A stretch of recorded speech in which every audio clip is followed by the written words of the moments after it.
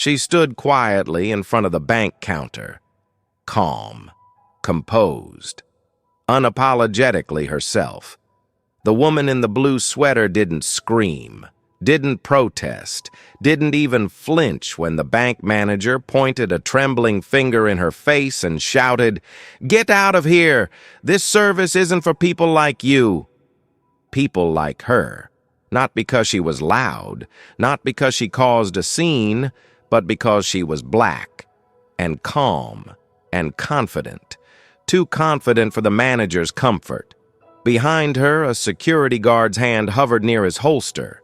2 officers had already been called. They arrived just in time to watch a woman doing absolutely nothing get treated like a criminal. And still, she didn't raise her voice, didn't beg, didn't try to prove herself. She just stood there, unmoving, unbothered, watching. The bank manager kept yelling into the phone, trying to make it sound like the woman was a threat, like she had stormed in, like she demanded something she didn't deserve. But what she asked for was a meeting, a simple one, with the regional director of her own company's commercial account. The same company that just acquired 51% ownership of that entire bank branch 2 days ago. But the manager never asked her name, never looked at her ID, never imagined that a young black woman in a plain sweater could be the CEO of the holding firm that now owns the very building she stood in. And so, she watched them assume, watched them escalate, watched them humiliate themselves without lifting a finger. The room fell silent when a man in a navy blue suit entered, briefcase in hand, badge on his lapel. He walked directly toward her. "Ma'am, your 10 o'clock meeting is ready upstairs. Sorry for the delay." The officers froze. The manager blinked. Wait, she's your client?" The man glanced around. "She's our majority shareholder, and as of this morning, she's also your new regional executive." Silence. Complete. Humiliating. Silence. The CEO finally smiled, just a little, and walked past the stunned faces. No anger, no revenge, just power. Undeniable. Unmistakable. Unforgettable. The bank was one of those glass and marble branches downtown. Polished floors, soft jazz playing through the speakers, smells like coffee and entitlement. On paper it was inclusive. Posters with smiling faces of every race, slogans about opportunity, diversity. But reality, different story. Unspoken policies, silent biases, and a certain type of customer always getting the side eye before they even reach the counter. And that's where she walked in. Amara Johnson, 34, founder and CEO of Verity Holdings, a venture group specializing in tech infrastructure and commercial real estate. From the outside, just a woman in a blue knit sweater, no designer logos, no flashy jewelry, hair pulled back, minimal makeup. But her presence, unmistakable. She didn't walk. She arrived. The kind of walk that said, "I don't need you to see me. I already know who I am." Amara had grown up just 10 blocks from that very bank. Single mother, public housing, free lunch kid. She used to walk past that branch every day on her way to school, watching the bankers in suits sip lattes behind the glass, wondering what it would feel like to walk in and be treated with respect. That dream stuck with her, so she built something, brick by brick, loan by loan, investor by investor. Verity Holdings began as a single desk in a co-working space. 5 years later, it owned stakes in 7 real estate companies, 4 tech startups, and had just closed a deal to acquire a majority share in Hudson First Bank's downtown branches, including this one. But Amara didn't announce her success, didn't post private jets on Instagram. She moved in silence, powerfully. So when she walked into the bank that morning, she knew what she looked like to them. She knew the moment the manager's eyes scanned her outfit and dismissed her. She saw the clerk whisper, saw the security guard nudge his partner, heard the passive-aggressive tone. Still, she said nothing. She simply asked, "I have a 10 a.m. meeting regarding a corporate restructuring update. Please let them know I'm here." But instead of respect, she got suspicion. Instead of welcome, she got warnings. Because to them, a woman like her didn't fit the image of power. And that's exactly what made her dangerous. The humiliation didn't come all at once. It dripped, slow, subtle, like poison in water. It started with the receptionist. She looked up from her computer, blinked twice, and then said, flat, unbothered, "We don't do walk-ins for corporate meetings. You'll need to call ahead." Amara nodded politely. "I have an appointment under the name Johnson. Amara Johnson." The receptionist smirked, typed something half-heartedly, then leaned to the side, spoke to a man in a nearby cubicle, not even whispering. "She says she has a corporate appointment." "Yeah, I know." They both laughed. Low, but not low enough. Amara stood still, chin up, eyes steady. Then came the security guard. He didn't ask if she needed help, didn't greet her, just stared, hard, hand resting on his belt like she might do something. "Everything all right here, ma'am?" he said, but not with concern, more like a warning. "Yes," she replied. "Just waiting on a meeting." Then the branch manager appeared. Her name tag read Karen Whitmore. Perfect. Shoulders stiff, jaw clenched. She walked like she'd just smelled something unpleasant. "Is there a problem here?" she asked the guard, completely ignoring Amara. "No problem," Amara answered. "Just checking in for my 10 a.m. appointment upstairs." Karen finally turned to face her, scanned her clothes, raised an eyebrow. "I'm sorry, with whom exactly?" "With the regional restructuring team. My company's coordinating the transition." Karen paused, visibly confused. "Your company?" "Yes." A beat. Then she laughed, a short, sharp, bitter sound. "Right. Okay, well, unless you have paperwork to back that up, I'm going to have to ask you to leave." "I do have paperwork," Amara said calmly.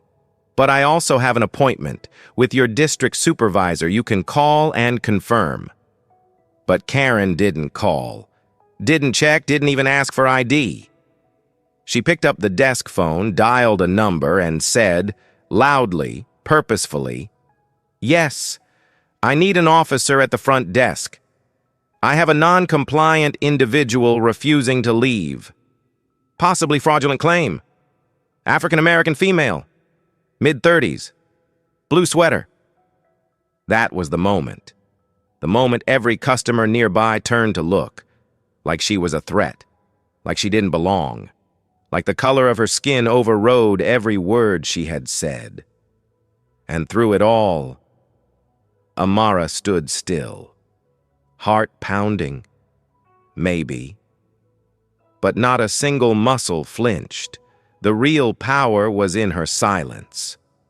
Let them reveal themselves. She could have exploded. She had every right to, every reason. But Amara Johnson didn't raise her voice, didn't argue, didn't plead. Instead, she reached into her purse, slowly, deliberately. The guard tensed. One hand hovered by his taser, the other on his radio. But all she pulled out was a phone. She opened the camera, hit record, propped it gently on the counter so it could see everything. "For documentation," she said simply. The receptionist blinked. The security guard shifted his weight. "Karen?" She scoffed. That's not allowed in here. I'm not inside a vault. I'm standing in a public-facing customer service area, Amara replied. Still calm, still surgical. Then she turned, took a slow panoramic shot of the lobby, zoomed in on Karen's name tag, panned across the guards, the silent stares of customers. One woman, a young teller across the lobby, paused what she was doing and just watched. Something in her eyes said she knew. Maybe not who Amara was, but what she represented. Still, no one spoke. So Amara did something else. She smiled. Just a soft, quiet smile. Then she opened her email app and typed something quick. To legal@verityholdings.com. Subject: Hudson First Branch. Incident report initiated. Attachment: live video footage. In progress. Message: please alert Media Council. Activate Clause 7B. Then she hit send, right in front of them. Karen's eyes narrowed. What exactly do you think you're doing? Activating our rights, Amara replied, as outlined in Section 7B of the acquisition agreement. Karen laughed, but it was hollow now, a little uncertain. There's no agreement. You're bluffing. Am I? Amara asked. Then maybe you should call Greg Holloway, your regional director, or better yet, the name listed on the building lease. The security guards looked at each other. Something shifted. The energy. The room. Because now she wasn't just refusing to leave. She was speaking their language, business, policy, power. Amara took a slow step forward, not threatening, just grounded. You don't have to like me. You don't have to believe me. But what you can't do is erase me. Then she pressed a button on her phone. Live stream on. Across the screen, in bold white letters, Black CEO denied service at her own bank, live now. Within seconds, the comments rolled in. Wait, is this real? She owns the bank? Somebody tagged CNN. Banking while black.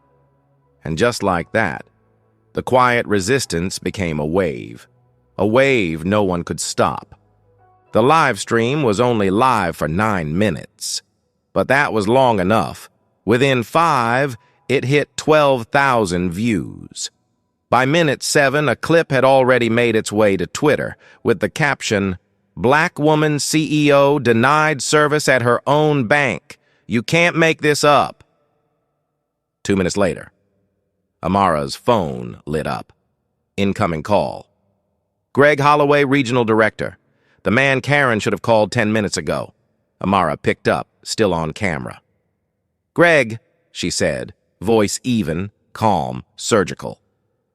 I'm here at the 7th Street branch. We seem to have a misalignment of perception and policy. Greg's voice was tight. Ms. Johnson, I'm so sorry. I'm on my way. This is unacceptable. Amara didn't nod.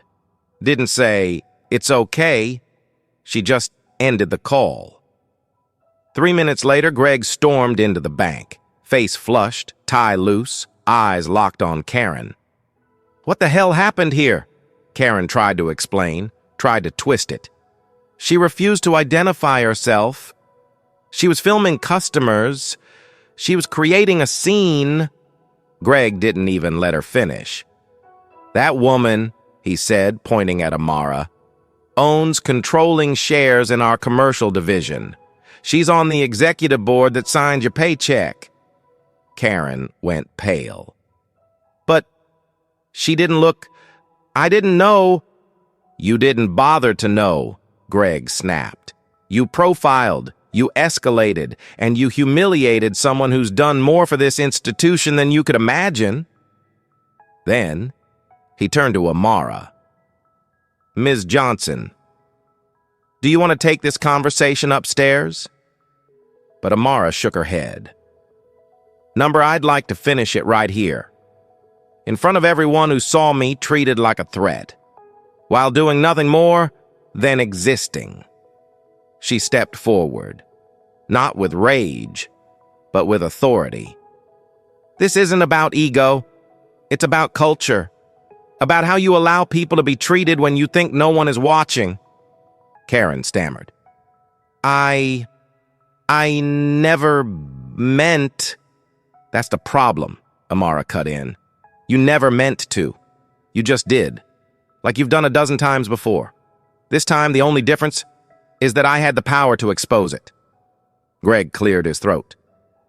We'll be initiating a full investigation. Amara smiled. No need. She reached into her bag again. This time, she pulled out a folder. Official Verity Holdings letterhead. Effective immediately. Per acquisition clause 14C. This branch is under new leadership. Karen Whitmore, you are relieved of your duties pending final review. Gasps. Even the guards blinked. Karen dropped her clipboard, speechless. Amara turned to the tellers, to the staff, to the customers. You don't have to be loud to make change, you just have to be ready. And with that, she walked toward the elevator. Doors opened. She stepped in. But before they closed, she looked back at Karen one last time. Next time, you should ask for a name before you assume one. Ding. Elevator closed. Scene complete. The video hit 3.2 million views in 24 hours. Hashtags exploded. Banking. While black? Amara Johnson. This is why we record. CEO Justice. Major outlets picked it up. CNN, The New York Times. Even Forbes ran a headline. The Power of Stillness. How a Black CEO Redefined Boardroom Revenge. And suddenly, the story was no longer about one woman in one bank. It became a mirror, held up to a system that had gotten too comfortable judging books by their covers. Comment sections flooded. Some outraged, some apologetic, some embarrassed, and some inspired. A young black girl posted a TikTok, wearing a blazer that didn't quite fit, standing in front of a cardboard sign that read, Future CEO, I won't shrink to fit your expectations. It went viral too. But the ripples didn't stop at the internet. Hudson First Bank's board called an emergency meeting. Karen Whitmore's name wasn't just removed. It became a case study in every DEI training moving forward. Corporate partners demanded answers. Stockholders asked questions. Customers closed accounts in quiet protest. Within a week, the entire leadership culture of the company was under review. And Amara? She didn't brag, didn't gloat. She released a single, composed statement. Respect should never be conditional. Power should never require proof. And identity should never be treated as a threat. She didn't need to say more. Behind closed doors, HR departments reworked protocols. Branch managers got new guidelines. Training videos were rewritten. But the biggest change came from within. The tellers at that branch started speaking up. One came forward anonymously, saying, We've seen things like this before. We just never thought anyone would believe us, until now. Even the security guards, quiet at first, requested to transfer to a different department. One wrote in a report, She didn't yell. She didn't resist. She just stood there. And it made all of us look small. It did. Because Amara didn't need volume to cause an earthquake. She used silence like a scalpel, precision, grace, impact. Other black professionals started sharing their stories. Banks, hotels, offices, everyday microaggressions finally getting the spotlight they deserved. It wasn't just about one woman anymore. It was about all of them, about us, about what happens when the underestimated refuse to stay silent. And at the center of it all stood Amara Johnson. Not because she wanted the fame, but because she was prepared when the moment called for her. A week later, Amara Johnson returned to that same bank. No cameras, no press, just her. Same sweater, same calm. But this time, people stood up when she entered.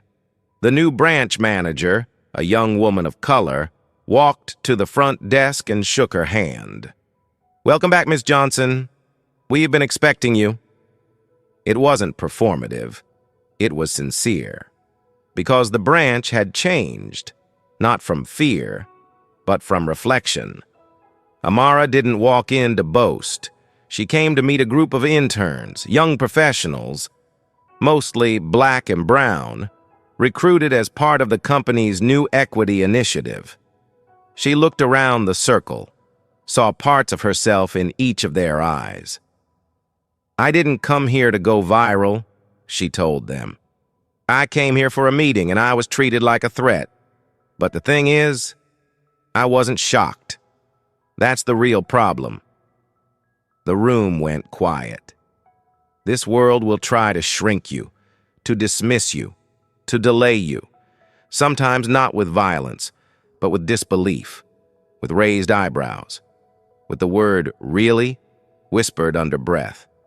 She paused. And when that happens, you don't have to yell. You don't have to prove your worth. Just stand. Stand with grace. Stand with truth. And stand like you already belong, because you do. A young man raised his hand. "Ms. Johnson, how did you stay so calm that day?" She smiled. "Because I've been underestimated before, and every time I used it as fuel, not fire, but foundation." She stood. "Remember this. It's not always the loudest person who changes the room. Sometimes it's the one who never had to raise her voice to be heard." Outside the room, a framed photo now hung in the bank's lobby. It was Amara. No crown, no cape, just a woman standing with a phone in her hand, calm in the storm. Beneath it, a small plaque read, "To those who choose dignity over drama, truth over noise, and justice without apology." Because in the end, Amara didn't just walk into a bank. She walked into history and reminded the world, you never know who's watching or what silence is preparing to do.